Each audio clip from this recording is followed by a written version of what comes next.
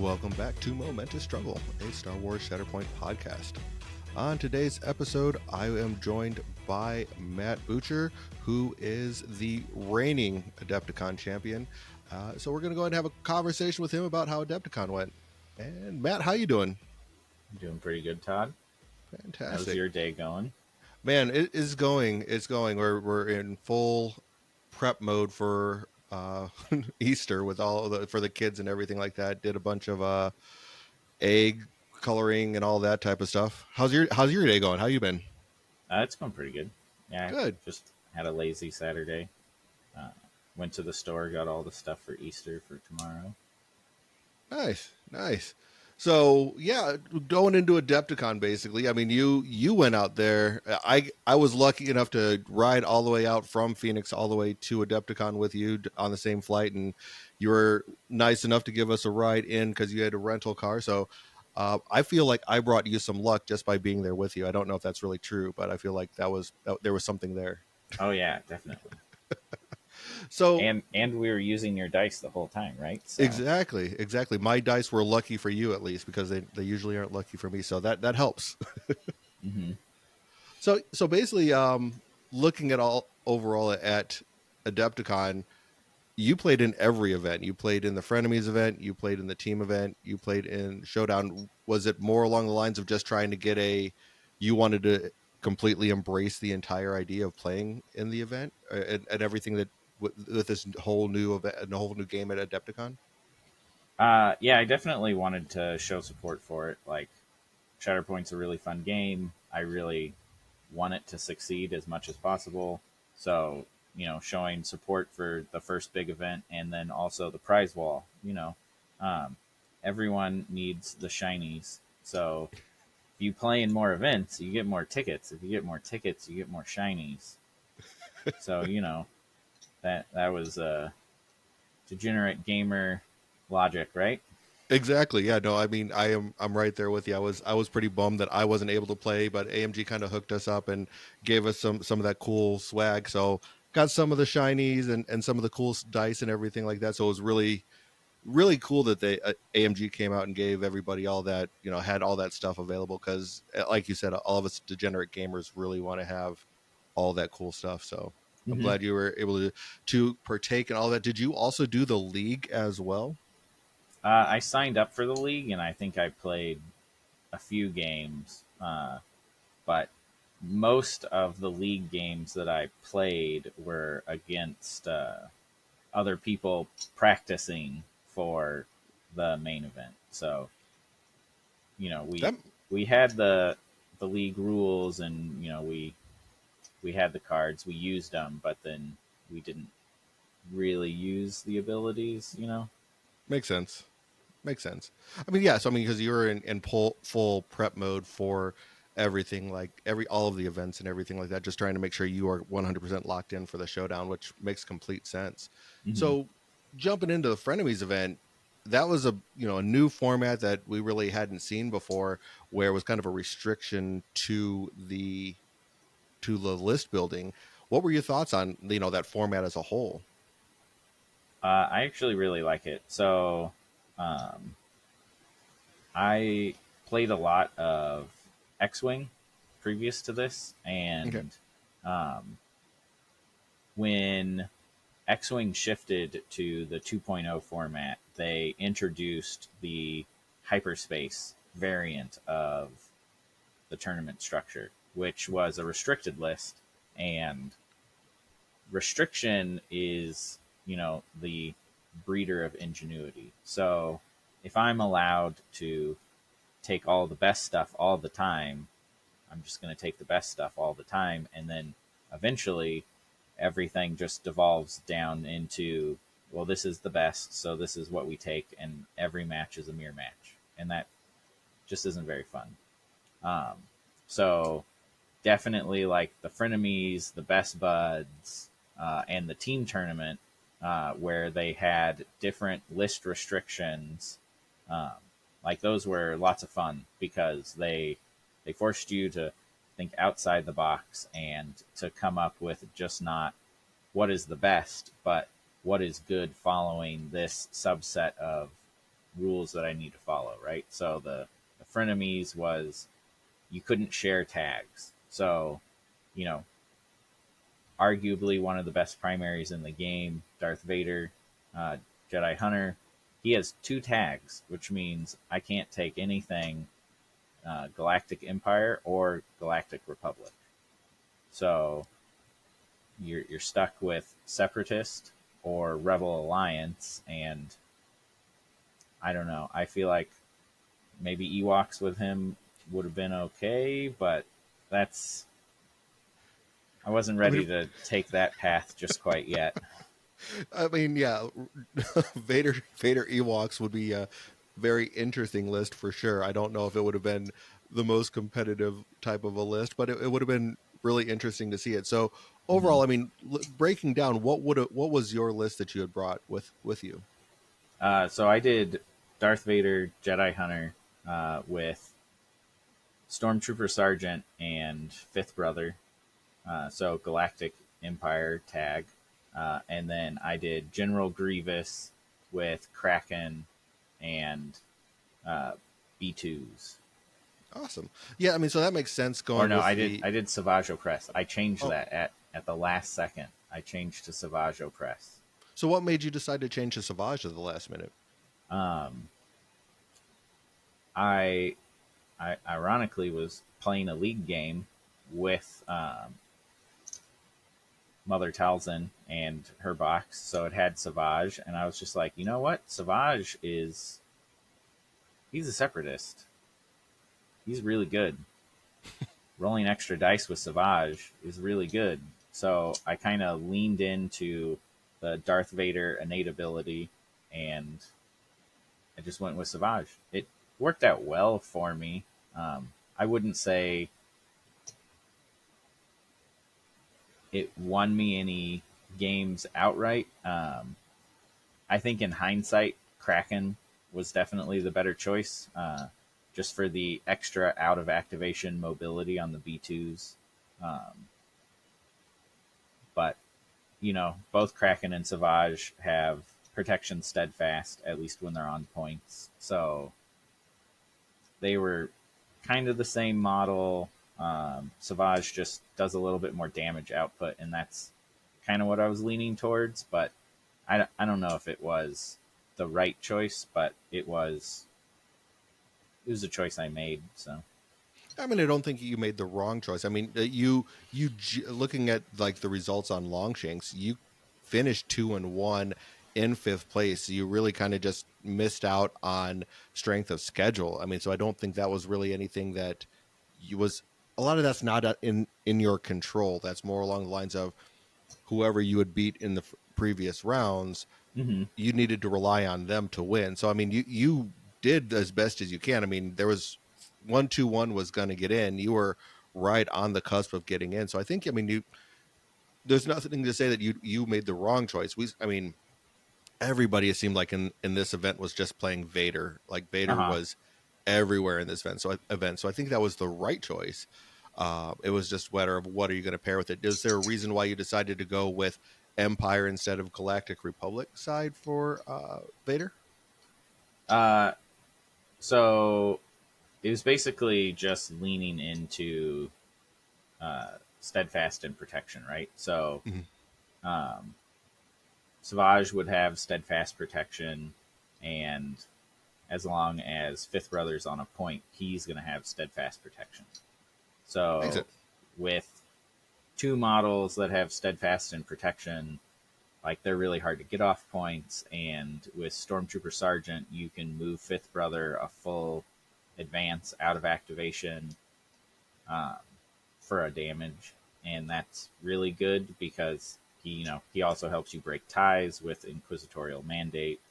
So it was just that was why I went Galactic Empire instead of Republic.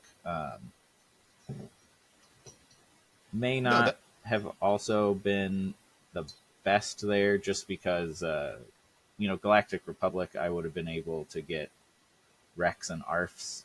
They're really solid.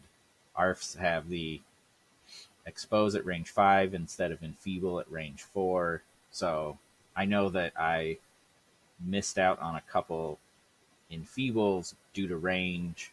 Um, so, just choices there, right? So, Yeah, and I don't know. I don't think you made the wrong choice. Fifth Brother is definitely probably one of the premier support units out there for sure. And like you said, being able to move the stormtrooper sergeants forward or using that their ability to move Fifth Brother forward definitely is good to get him up into the fight early and potentially getting him onto a point to break ties and things along those lines. So I would say that your logic behind why you made that call is sound for sure. mhm. But I mean, back to a point that I was talking about earlier between Savage and Kraken is I did only lose round one because I needed extra mobility. My opponent's list was just faster than mine, so at the at the turn of struggle 3, he was able to get all of the points, and then I just got a bad order deck, uh, so I couldn't get there to defend or take them from him. But I feel maybe if I had had Kraken, I would have gotten a few extra turns and maybe could have turned it around. But you know, it is what it is. Yeah, I like definitely. I mean, Savage.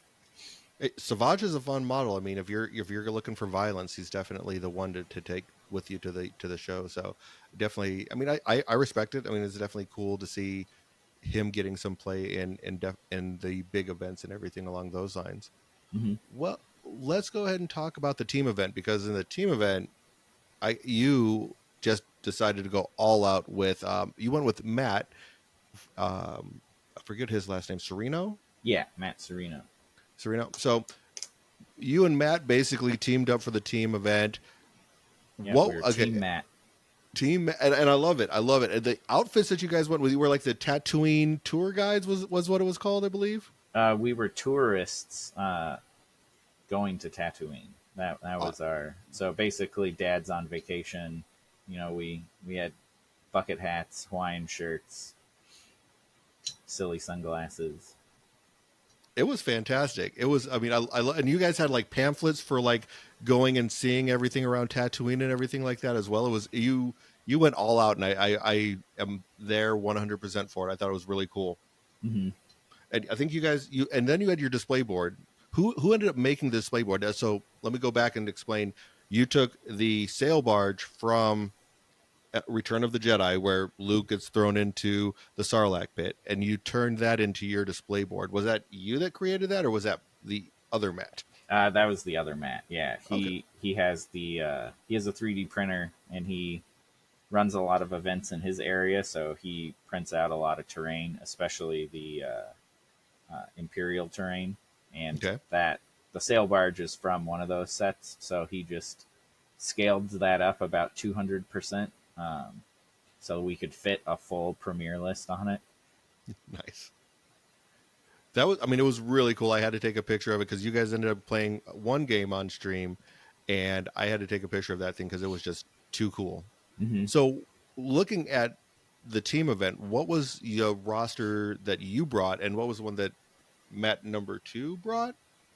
Yeah. So when when we talked with each other and decided to go into the team tournament, this was really early on before AMG had come out with any sort of explanation on stuff. So we read the packet and we were like, okay, we think this is how it's going to work. And then we talked about our lists and all the combinations we were going to have to play. And then maybe about 2 to 3 weeks into preparing, that was when AMG came out and was like, so player one is going to bring 2 squads, player two is going to bring 2 squads, and player one's squads will never play with each other, and player two's squads will never play with each other, and you end up with, a very interesting ACAD format, combination of lists, and then with that in mind, we looked at it and we said, okay, one of us should bring offensive lists and the other one brings defensive lists. So, as the offensive minded go for wounds player, I was given the defensive lists. So I brought Dooku and Mother Talzin. And then Matt, as the defensive player, brought Grievous and Maul. I think you got that backwards. The defensive player brought Grievous and Maul. Yeah, yeah.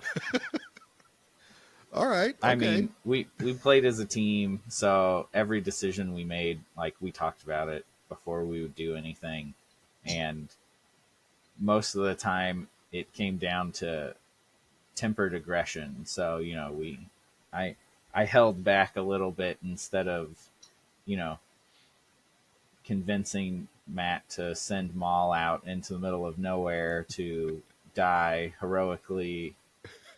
We decided instead he's just gonna pull someone off a point, run over here, and we'll get 2 points instead of wounding someone.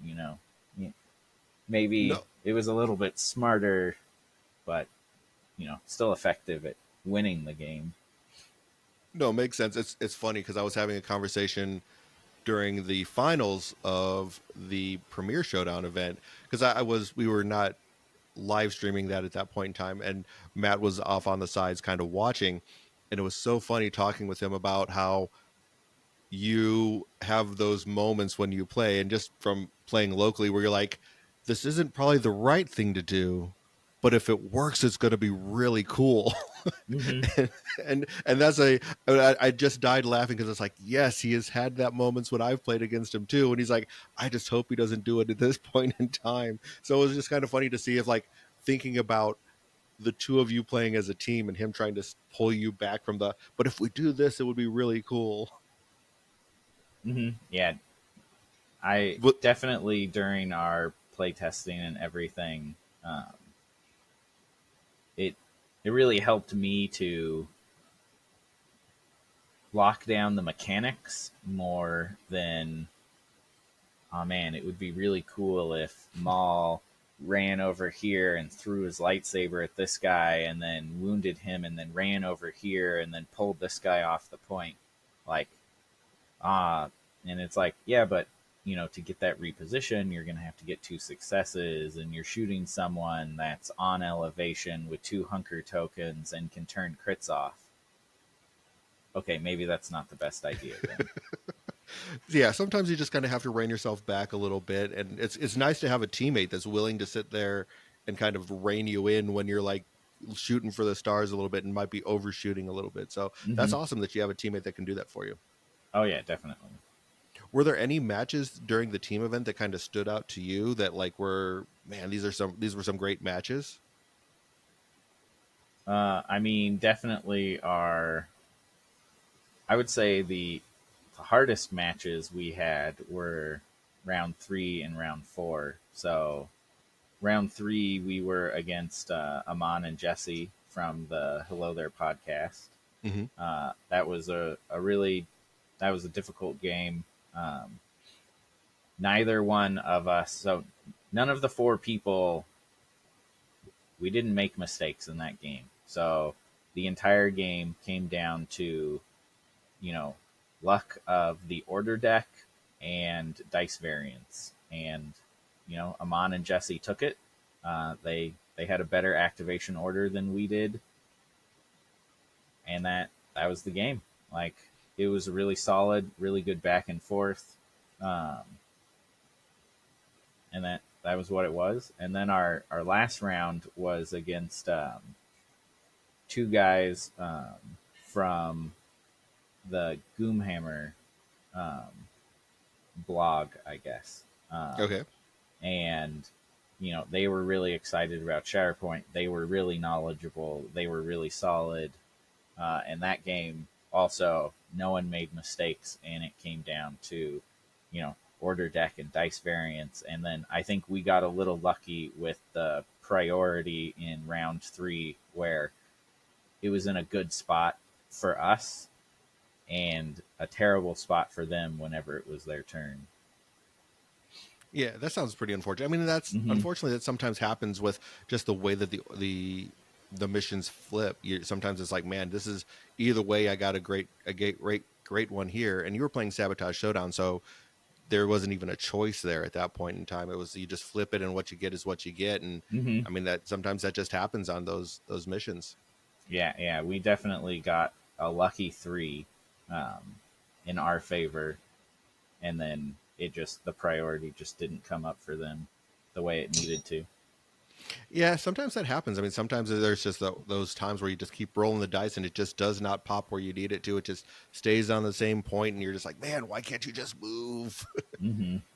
Yeah, but going back to your round three against Amon and Jesse, I mean, I got a chance to watch the two of them play. Both of them are amazing players, and Hmm. you really have to be on top of your game when it comes to playing against those two guys. I mean, they're phenomenal players, so I can understand losing to them. I mean, that's they you have to hope that someone makes a mistake, or the dice just give you a break or something along those lines when you're playing at that caliber of a player. Hmm. Yeah, yeah. So for that game, for preparation for the team event, Matt and I did discuss. Okay, we're pretty sure Jesse and Amon are going to play these four characters. Um, if they still have this combination, which they still had available, which was the Darth Vader Maul combination that they played against us, we talked about. Okay, we need to play Dooku Grievous so that we have full Separatist synergy. Um, and we need to make sure that we play on shifting priorities, or Sabotage Showdown is what we wanted it on. Um, and or no, we wanted it on shifting priorities because that was the mission deck we brought with our set, because Separatist shifting priorities, you just flood the board and you win, right? Uh, Exactly. but we went for the roll off and we lost, so they got to pick table side and their mission, and then it was an uphill battle. But we got one struggle, so we were hoping, but then it just the variance just didn't swing our way, and that's perfectly fine. You know, only losing one game out of 4 rounds is pretty good. So. Yeah, I mean, overall, right at this point in time, when this event was over, you were 5-2 for the weekend. So going into the weekend, so I mean, you had to Hmm. feel pretty good going into the Premier Showdown event that you had some solid games underneath your belt, and you were riding pretty good. I mean, how did you feel kind of getting ready to go into Saturday's Premier Showdown for the Swiss? I was feeling pretty good. I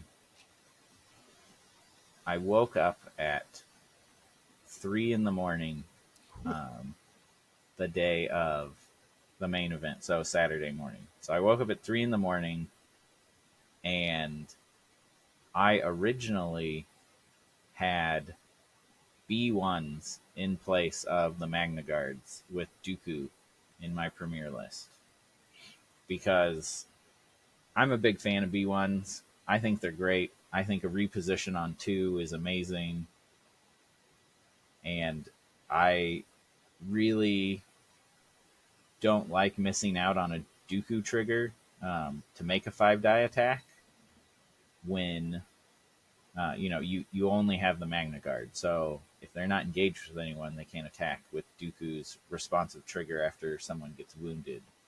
Uh, and repositioning a large base is really handy. You can clog up ingress points.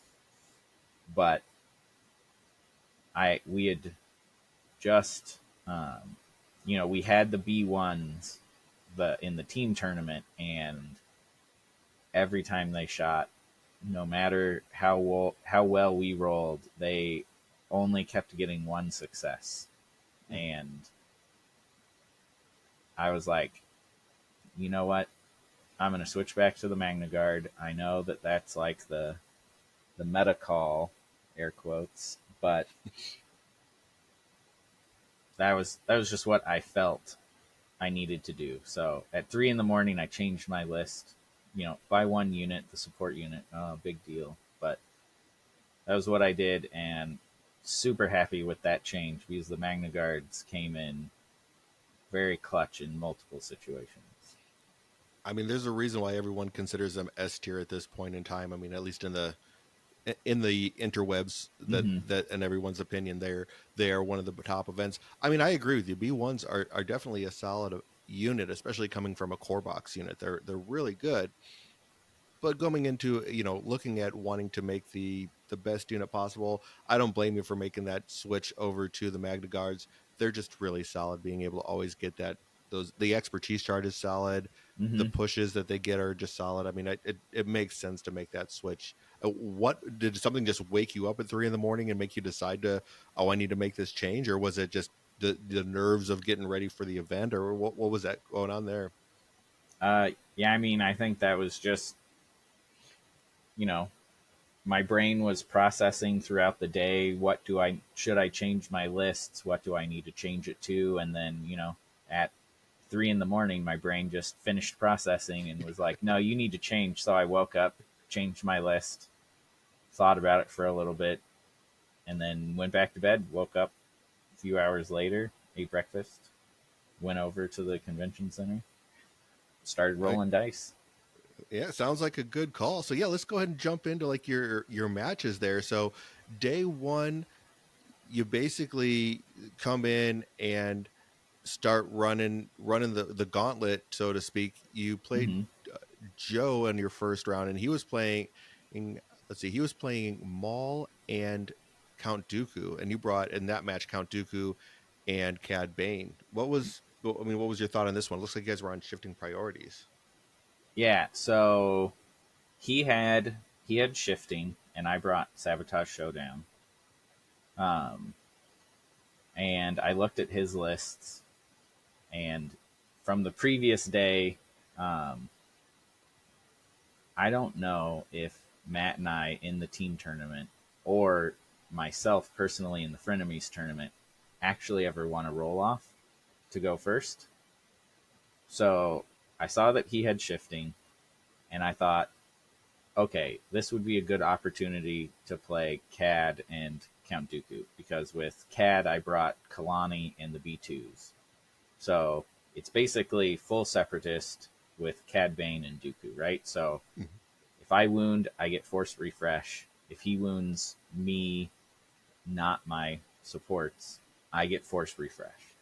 So, and then running separatist, you don't have to worry about force for the most part. So I could just spend it on whatever I wanted and not really worry about it.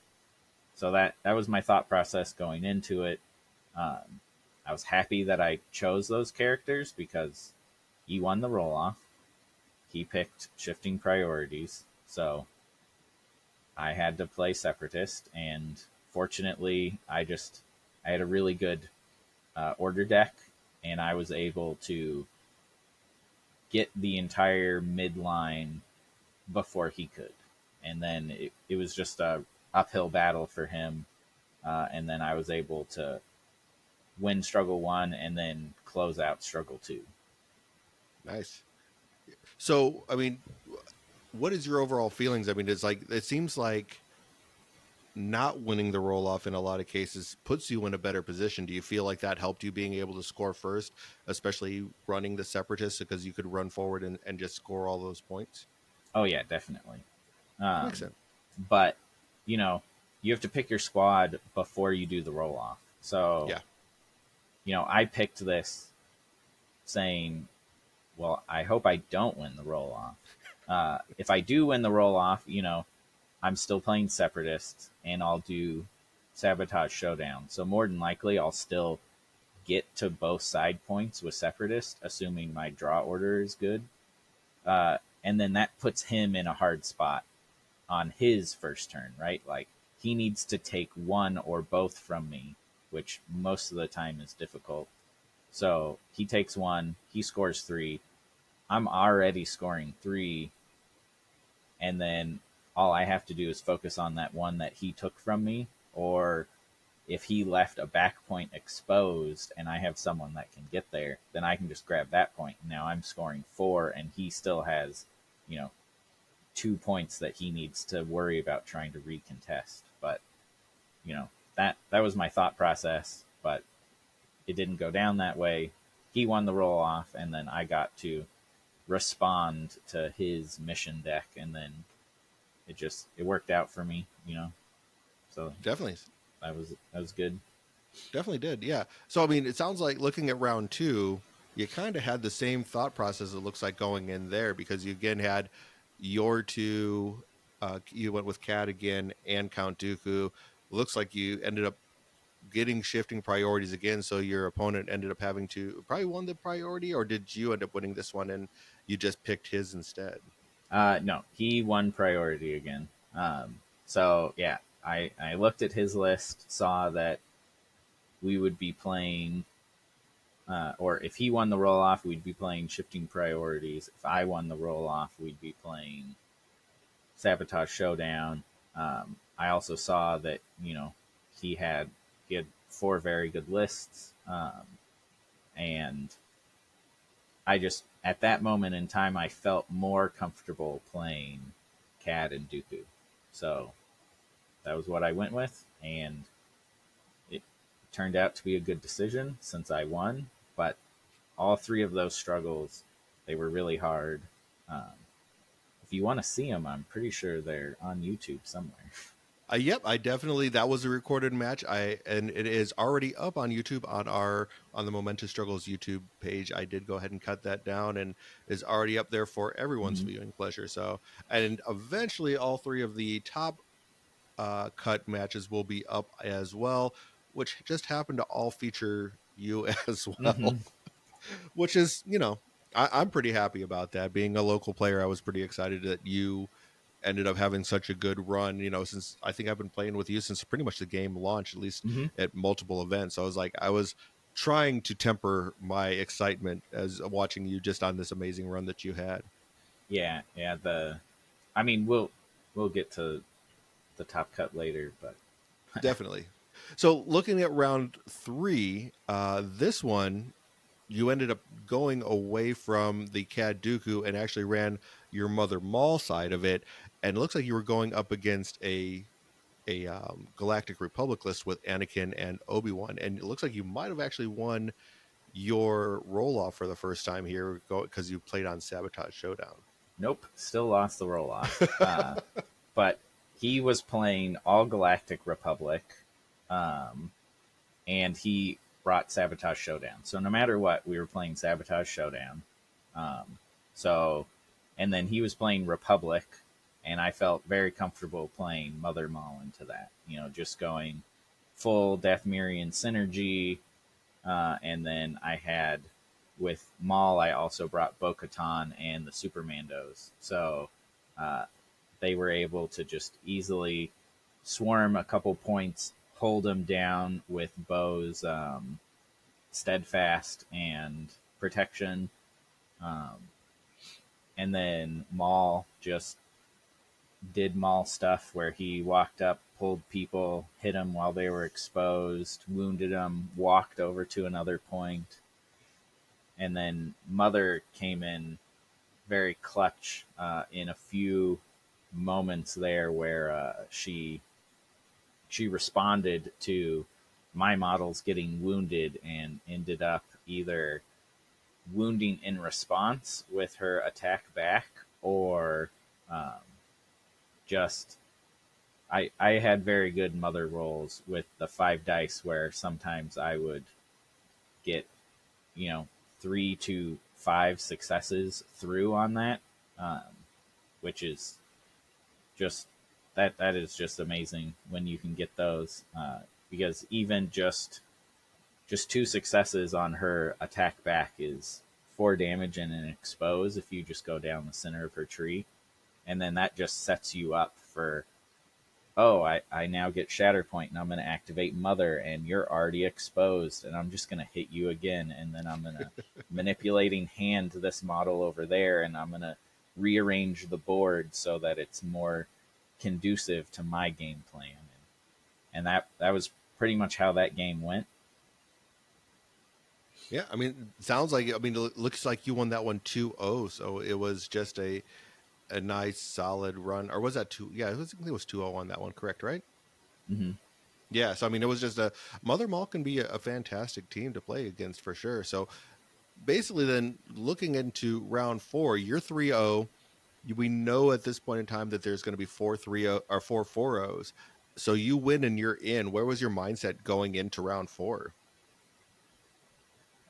Going into round four, it was I see my opponent has Darth Vader, and the plan was if I play someone with Darth Vader, I have to play Mother Dooku, as Hmm. that's just the accepted one of the accepted counters. Um, I saw that he had Vader. I saw that he had played all four of his primaries already, so I had played all four of mine. So all of our lists were open, and my thought was, if I just win, I'm guaranteed in. I don't have to worry about my strength of schedule or how many struggles I've got. I just I just win and I'm good. Uh, so I went in and I played against Dave, who I had talked to. I hadn't played with him yet, but I had talked to him every day previously, and we talked about different things and like that. And he's a really solid player. Um, that game was a lot of fun, and he unfortunately lost on variance from the draw order deck. Uh, like he immediately started out with Darth Vader, or he started out with Magna Guards, reserved them, and then got Darth Vader, so forced to activate him. Ouch. On first activation, that's not fun. Uh, No. he walked up, took the center point. I responded with Dooku, who was able to uh, go up an ingress point to get in melee with Darth Vader, push him out, push him off the point, claim that one, and then also I used protection protocol with a Magna Guard to get one of the side points. So I got ahead of him on points, and then it just slowly snowballed with his order deck. Uh, not getting what he wanted. He had to move all of his droids before he got Kalani, so only two droids were in range, and they didn't do very much with that dash. So it was just it was very lucky variance on my side, and just unfortunate, draw order deck on his. But Yeah, I mean that seems to be kind of sometimes like especially once you get to those higher levels of the tables where you're just variance is going to be the one thing that kind of takes over because both players are just so skilled that mm-hmm. nothing's going to really stop that from going through. You're just going to it's what's the variance? How are the dice going to go? Not making that one mistake can cost the game basically because both players are just so skilled. And it sounds like that was really kind of where this game was at that point. Mm-hmm. Yeah, yeah. And then I forgot to mention this, but during my game against JD, second round, there was, in my opinion, there was no reason for me to have won that game. Um, if and I mean, I'm sure people will go back and they'll watch the video and they will see how bad the priority treated JD. Hmm. Like it was always on my side, on my turn and his, and he just there was nothing he could. You can't plan for that. No. So it just was very rough on him, and it just I've been in situations where I've lost games because of priority rolls, and I know how bad it feels. And during that game, I was just feeling for him. But when it rolled the same objective for I think maybe the seventh, eighth, ninth, 12th time, he just chuckled. He was a great sport about it. We had a great game. So I Yeah, think that was like one of my more memorable games from the week. Yeah, and I think I remember that one specifically. Now that you bring that up, was just how the chuckle part of it, like where he was just like, "Well, that happens," and it's like we've all been there. I think if like we've played this game enough times where it's just like this priority point just does not want to move where I need it to move, and you just gotta you have to just laugh it off and be like, "Okay, this is it's a dice game. The dice just don't want to be on my favor right now." Mm-hmm. All right, so you finish the day 4-0. And you got to be feeling pretty good at that point in time. I mean, you're on the top half of the bracket going into the top cut. I mean, what was kind of like your preparations going into the next day, knowing that you're in the top 8. You know who your first round opponent's going to be. Did you do any type of preparation getting ready for day 2? Yeah. So a few of us, we went out to dinner and we talked about the 8 people that were in the top cut and what lists they had, what we're going to have to do. Because also at this point in time, we were under the impression that we would still need to play all 4 of our primaries. Mm-hmm. So we looked at lists and we talked about, okay, this is my first round opponent, and they have these 4 primaries. So, like, I would like to play, you know, uh, Mother Dooku into this because it's going to be reactions on their side versus reactions on my side. Um, but if I need to play all 4 primaries, I think in that matchup against the Republic, I'm going to have to play Maul. So then I play Mother Maul, which then means my next round, I'm going to have to play Dooku Cad, or I'm going to be locked in to playing Cad round 3, which it's never fun being locked into something. Mm-hmm. Like I played lots of Hordes and War Machine before, and with their list system, it was very similar. You brought 2 lists, but you had to play both of them sometime during the tournaments. So, like I'm used to the you have to play everything format, but it's never fun when you show up to the final table and your opponent gets to choose and you don't. You're like, well, I'm gonna play this. Oh, I see that one of your lists is a counter. This is going to be a fun game. Right. So when did you finally get the notification that nope, since you played everything the day before, you can play whatever you want going forward? 5 minutes before round 1. Okay. So yeah, I mean, so it sounds like maybe not as much communication as probably the players would have liked to have, since they were doing a lot of preparation that was maybe not necessary going into the finals and everything along those lines for sure. Yeah, it was okay. I mean, I think if anything, it calmed me down because I was like, okay, I'm able to just play what I would consider the best combination of my lists. So Mother Dooku, um, Mm-hmm. and then I played that all 3 rounds, and it worked out for me, right? But round so top cut, round 1 against Michael, um, that was a really tough nail biting game.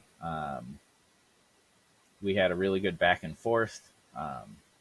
He had some very unfortunate dice rolls, where my Savage ended up living after being shot by Gar Saxon, shot by a super commando, and punched by a focused super commando. Um, I don't know how he lived. He did somehow. Um, it was very unfortunate for Michael.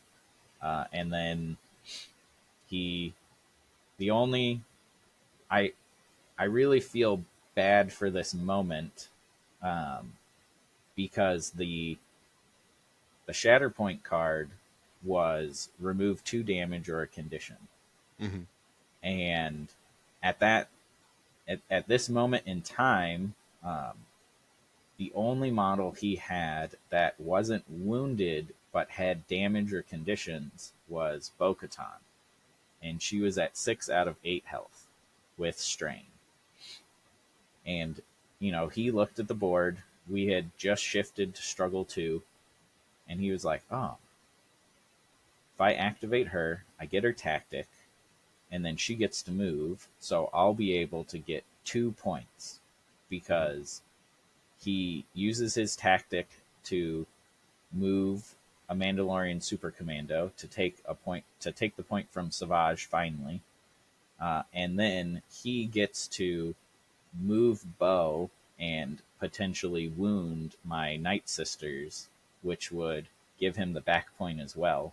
And then he knew his next card was um, Luminara, which gives him his front point or my back point, right? So he thought it out. He talked it out loud. I sat there patiently, um, and then he looked at the Shatterpoint card because originally he was thinking, I'm going to have to do a recover action to remove the strain so Bo doesn't die, and then I'll get Jetpack and an advance, so maybe I'll just stop him from scoring a point. But then he remembered he could remove the strain with the tactic ability. So he activates Bo. I clarified with him, "Are you sure you want to activate Bo?" He said yes, and I said okay. And then we slowly walked through the tactics.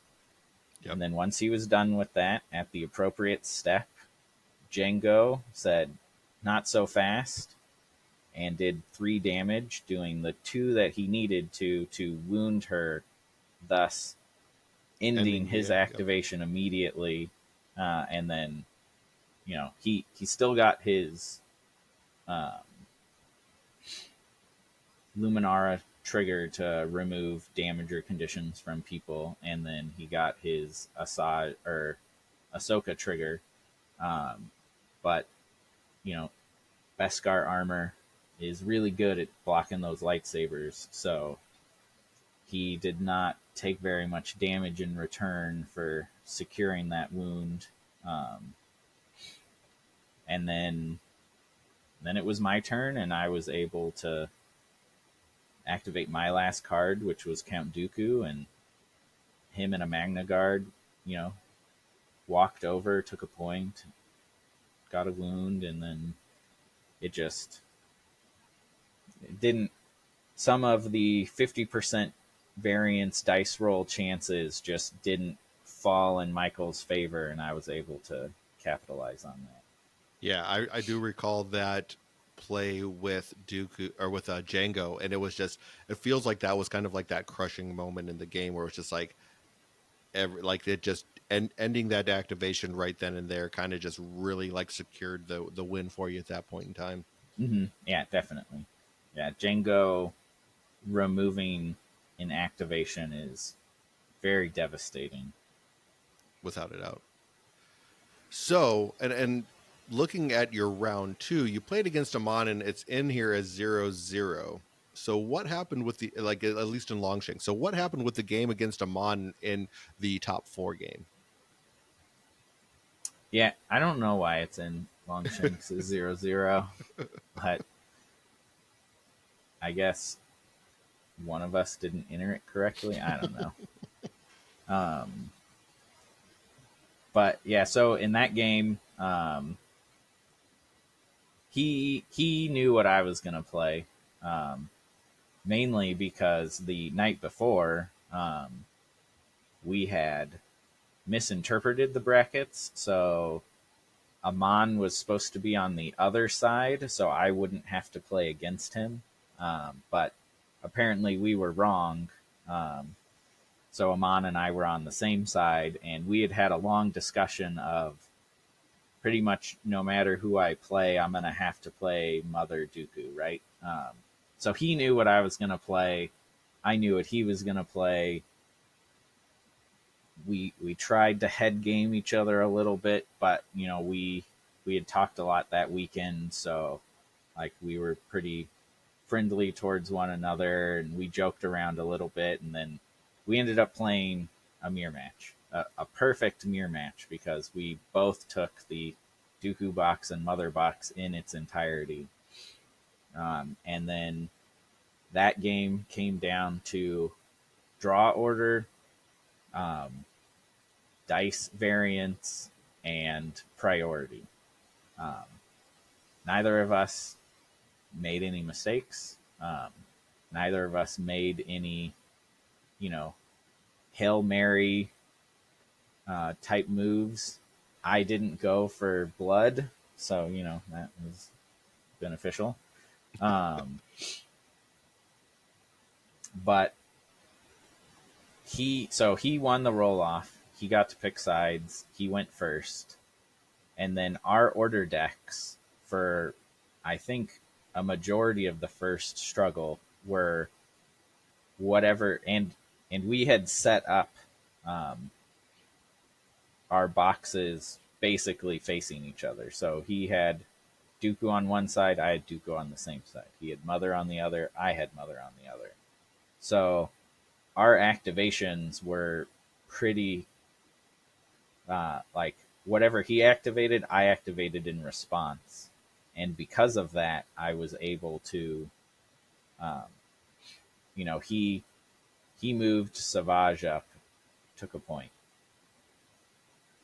Or actually, so he activated Dooku first, and then I got Savage, and then he got Savage, but his Savage killed my Savage, so then I got a Mother trigger, and because of an ingress point, it got her to just be within um, range to shoot him, and because of where the point was, if I got 2 shoves, which you can do on Mother with 2 successes, I could have shoved him off the point so he doesn't get it, and I was fortunate enough to get that.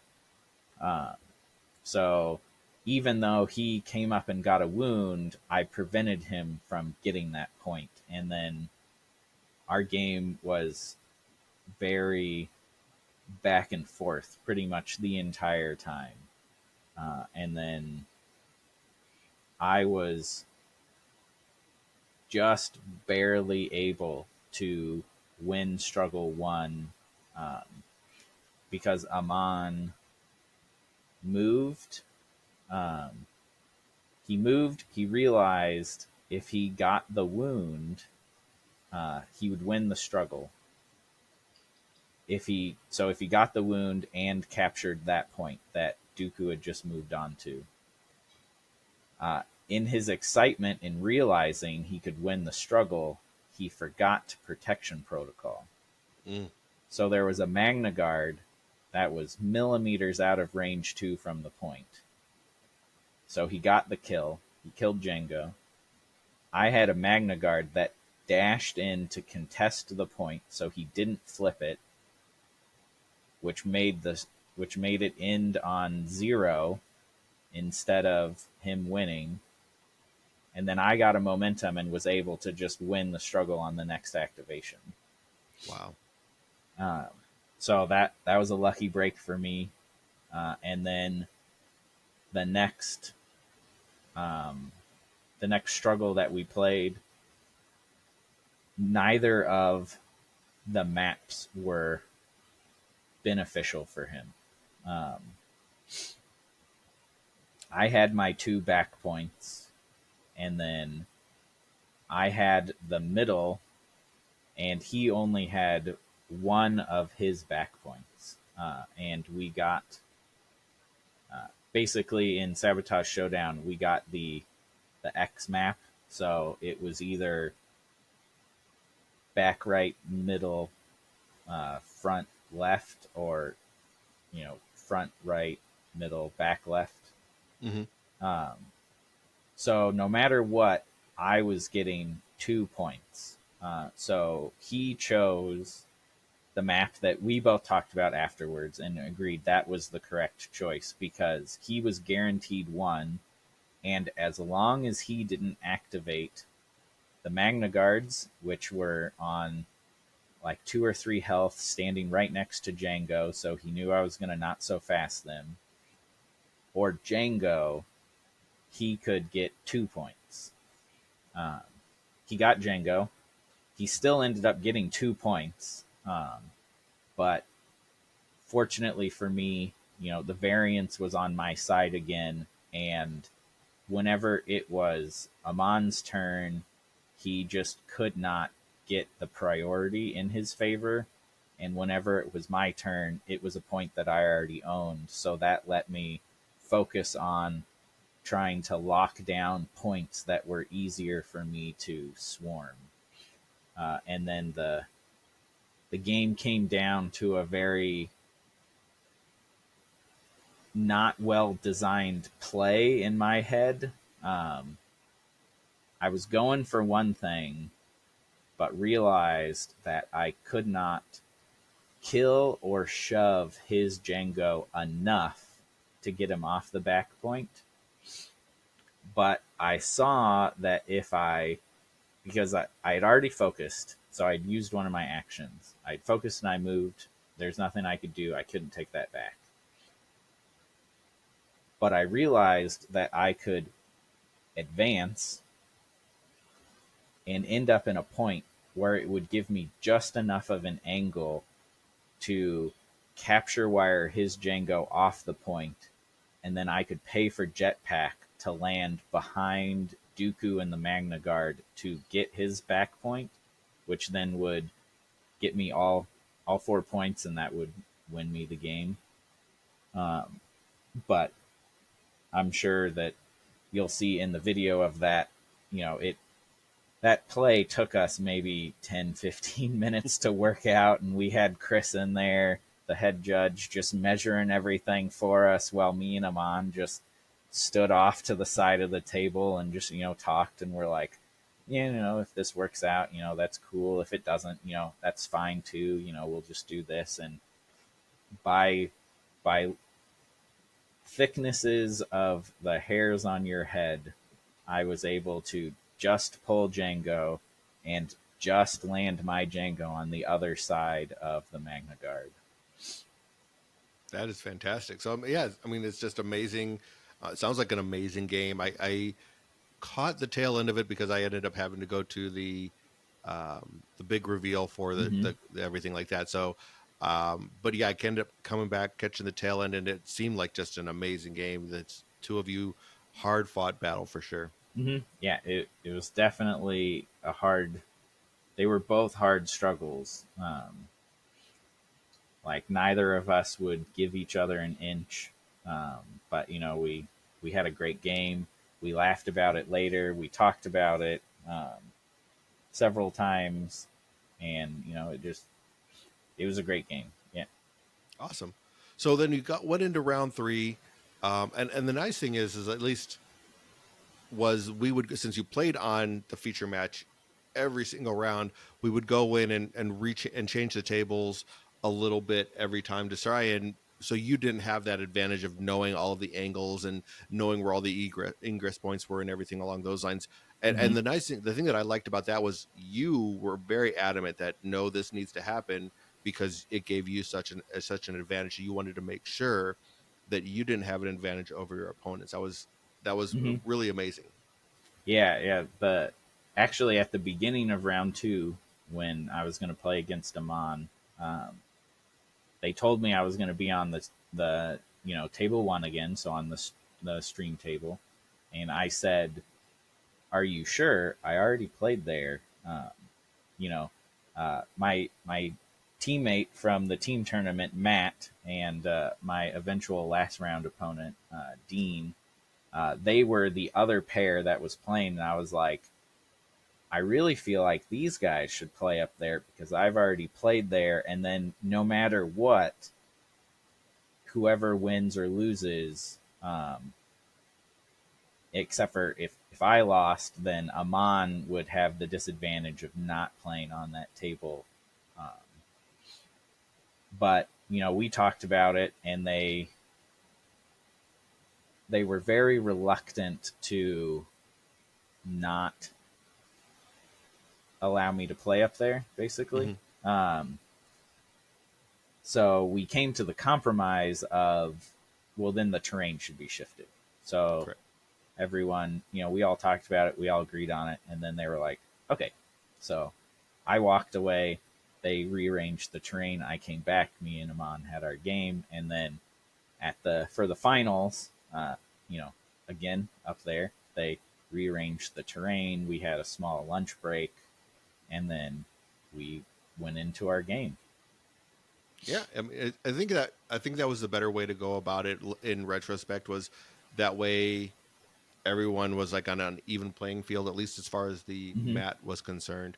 So going into your last match, I'm sure that at this point in time you kind of knew what Dean would be, what his play style was, what he was going to be doing. You pretty much knew exactly where you were going to be because you were at this point in time, you're like just all in on playing Dooku and Mom. Mm-hmm. How did that game go? That game was really good. I got lucky with, so I actually won the priority role. So I was able to pick um, Sabotage Showdown as the map, and then we played. We had a really tight struggle one. I was able to just barely pull it to a win, um, and then we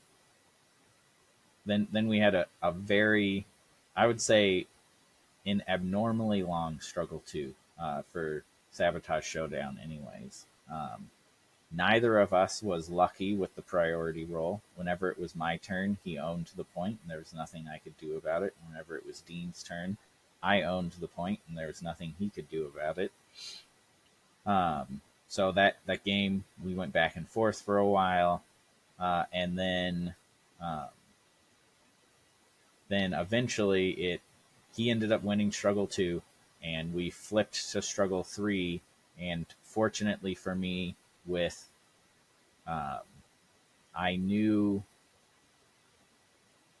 based on what was left in my deck, I knew that it was either gonna be Mother, Dooku, or Shatterpoint. I'm pretty sure. Mm-hmm. Um, and I flipped. I got Mother. She was able to move a Night Sister and Savage onto the center point, and then move back to a side point. And then I had previously had Django on the other side point. So for struggle 3, it was the one right down the middle, and Django was up on his level 3 perch pretty much the entire game. So he had that point on lockdown, and then I was able to move some Dathmirians to take the center point, and then Mother moved back to take the back point, and then I was able to wound one of the models contesting the center point, which then got me all 4 and a wound, which a lot of us that have played Shatterpoint know that if you're able to get that far ahead at the very beginning, it's really hard for your opponent to come back. Um, which then, Dean tried his hardest. He came back. He was able to get the priority point and score 2 from me. But then, my next activation was Shatterpoint, and I just rinse, wash, repeat, activate Dooku or Mother, move a model. So I get 2 models now contesting the point, and it was just a real tough struggle from that point. And then I just closed it out. Oh yeah, without a doubt. I mean, you having all 3 points right down the middle, you controlling all 4 and getting that wound really put him behind the 8 ball, unfortunately for Dean. But it was just I think 2 activations, and you were pretty much, and you won the or the third struggle, Mm-hmm. and it was just game over. So I mean, it was an amazing run for you for sure. Oh, yeah, definitely. Yep. I mean, so overall, I mean, I think a good run for you. I mean, you finished, ended up winning. What was that? So you were 5-2 going into Saturday, rip off 7 straight. So you basically were 12-2 for the weekend. I mean, just a great run through the Mm-hmm. entire Adepticon event. So I mean, overall, I mean, like, and preparation wise, I mean, what were your preparations that you were doing for this? I mean, I probably playing a lot of games. I know you were like a lot of the games that you and I have played. you had your models weren't quite painted. You were just kind of getting the feel for all of your models. So I know you had to do a lot of paint work just to get ready for Adepticon too.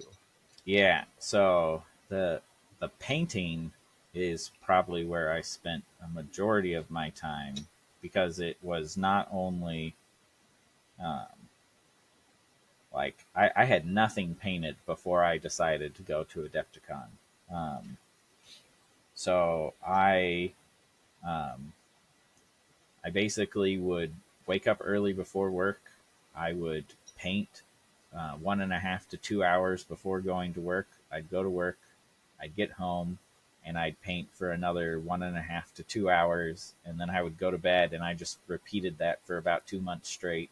Um, and then on the weekends, if there was a tournament locally, I'd go to the tournament.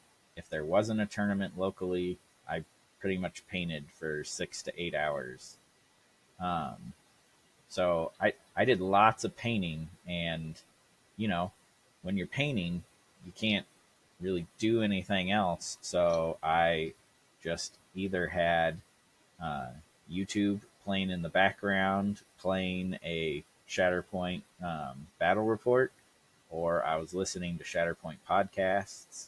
Um, so I was, I was, trying to subconsciously absorb all of the information that I could. And then for play practice, I go to one of our local stores almost every Friday. I try to go to another local store, maybe every third Wednesday, um, which now that's actually moved to Thursday, so that makes it a little bit easier for me. Nice. Um, Yeah, so you go to Gamers Guild on Fridays and play there, and then I think mhm. was it Desert Games is the other store? Yeah, Desert Games. Yeah, they've Nice. moved their Star Wars night to Thursdays, so that'll make it easier. Um, so playing there, um, and then I would uh, meet up with my teammate Matt, and we would play games, uh, 1 to 2 games, pretty much every Sunday. So I So was I just was getting practicing nonstop. Nice. yeah I was probably getting anywhere in between 4 to 5 games a week, plus all of my painting. So it sounds like you were like just all in on Shatterpoint for a while. I'm sure your family's ready to like, okay, now this is over, start spending some time with us. Uh-huh. Yeah. Yeah. My I I cleared it with my wife beforehand. I told her that this is my plan, this is what I'm going to do. And she said, "Okay, I'll support you." And then as soon as I got back from Adepticon, I told her, "Okay, uh, I'll start doing all of those things that you wanted me to do for the past 2 months." The honeydew list was piling up and you're ready to go. That's awesome. Uh-huh. Well, congratulations on that win. It was awesome to sit there and be able to have a ringside seat to see the entire adventure that you had in Chicago or Hmm. Schaumburg anyway. So yeah, fantastic. I mean, is there any closing thoughts that you wanted to give out there, put out in the world before we let you go? No, you, you put me on the spot, Todd. I don't I know what to did. say. Well, again, it was awesome to sit there and watch everything. I look forward to sitting there getting my butt kicked by you once again when we play in our next event. Um, but thank you for joining me, and we're good to go. Thanks again for coming on and sharing your adventure in Chicago with us. Yeah, definitely. Thanks for All having me, Todd. right. You are very welcome.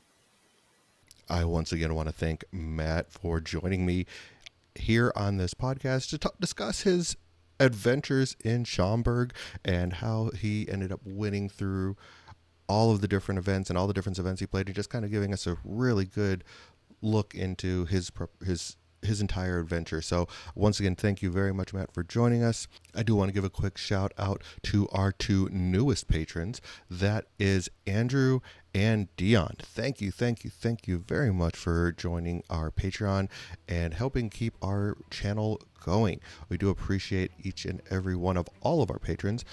I do want to thank all of them for their continued generosity with supporting Momentous Struggle.